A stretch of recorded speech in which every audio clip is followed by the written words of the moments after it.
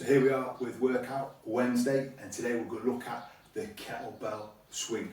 Great exercise, particularly metabolically. What I mean by that as a conditioning and cardio exercise. What it's not great for is hypertrophy, which is muscle building. So if you're looking for exercises to build the glutes, then we need to go to hip thrusts, Romanian deadlifts, and those sorts of exercises, and not be thinking the kettlebell swing, high repetitions, is going to be doing much muscle building into the glutes area.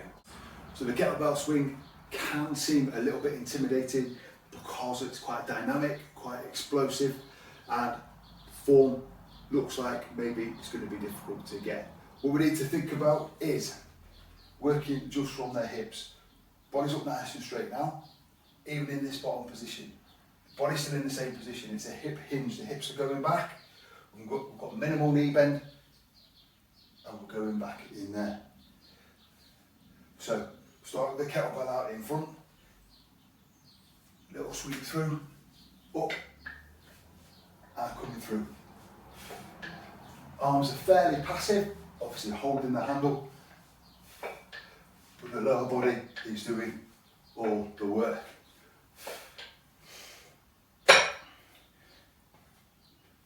If you've got a strong core or are working on that, and good erector spine and good awareness of where the hips are going, there is no need to feel that you're going to have bad form.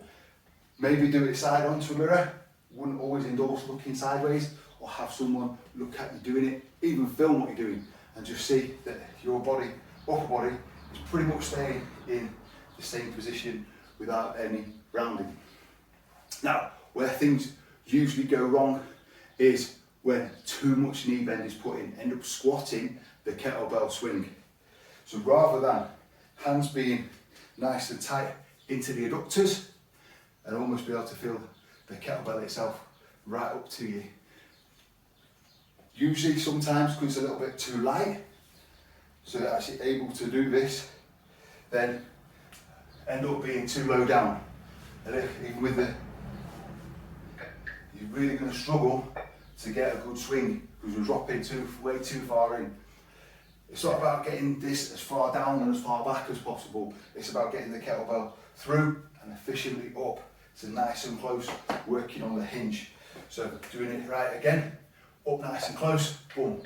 Handles and hands right up inside the legs, popping it forward. Minimal knee bend, some softness there, and popping it round. As I said, usual issue is maybe the kettlebell's actually a bit light because of thinking it's quite a technical exercise because it's so dynamic, being a little bit intimidated by it. Obviously work your way up carefully with the weights. Most gyms have going up in increments of 2, up to around about 12, they usually jump 16. They can jump quite a lot actually, up to 24, even up to 32. So use a good weight, get the form really good, and don't be afraid to work that up.